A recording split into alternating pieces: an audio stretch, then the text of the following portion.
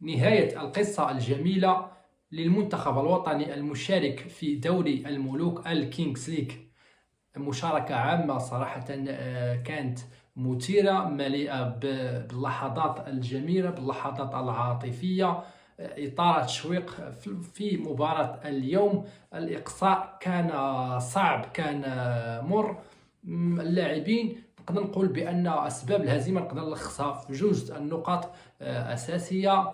النقطة الأولى وهي الأبرز، أن ما قدرناش أننا نحسموا التفاصيل الصغيرة. الفوز بالتفاصيل الصغيرة هي اللي كتخليك تنتصر في المقابلة. اليوم جاونا نقدر نقول بأن ضيعنا جوج ديال الكروت بطريقة مجانية. ربما نوع من الارتباك، نوع من ما غاديش نقول الارتباك، وإنما غادي نقول أننا نوع من التسرع، خصوصا ضربة جزاء ديال بوصوفة اللي ثواني، يعني الثانية، أو نقدر نقول بأن جزء من الثانية اللي فصلتنا على الهدف التعادل اللي كان مهم. كذلك أحد أبرز اللاعبين اللي هو فؤاد ضيعته هو ضربة جزاء اللي كانت غادي تقلب المقابلة.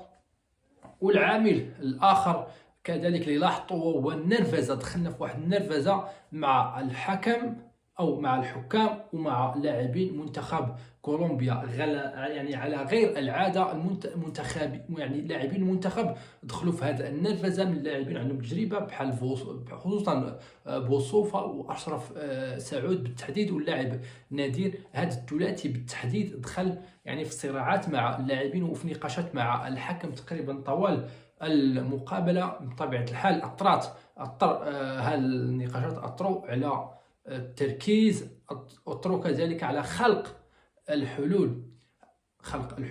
هي النقطة اللي نقدر نقول أنها المفصلية في هذه المقابلة. ما قدرناش أننا نخلقوا عدد كبير من الفرص بعدما دخلنا يعني بطريقة مزيانة في المقابلة. هدف تعادل، بعدها سيطرة تقريبا كاملة.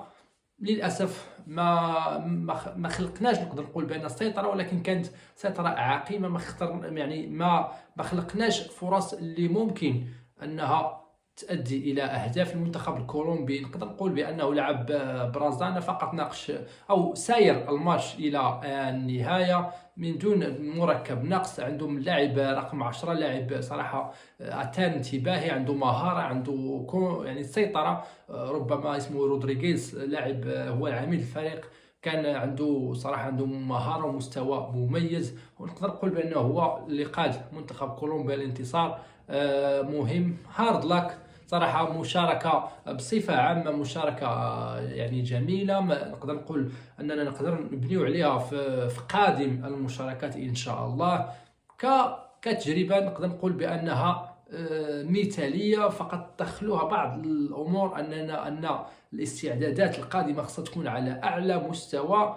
وكذلك الإضافة، اللاعبين خصنا يعني نبتعدوا شوية على العاطفة، لأنك في اللحظات الحاسمة، اللحظات المهمة، أنت تحتاج إلى لاعبين اللي غيخلقوا لك الفرق. مثلا كاللاعب نادير واللاعب فؤاد، هما المفاتيح الرئيسية والأساسية ديال المنتخب، بالإضافة إلى الراقي في الجوانب الدفاعية وفي الجوانب ديال استرجاع الكرة. نقدر نقول بأن إلا بغينا أننا نوصلوا إلى مرتبة أعلى، كنعتقد بأنه بعد هذه النسخة فرى الأمور غادي ترتفع، والمنافسة غادي تزاد من الحدة. المنافسة غادي تزاد، وحتى منتخبات كبرى غادي تدخل بقوة. هذا الشيء اللي عندنا في حلقة اليوم. شكرا وإلى اللقاء.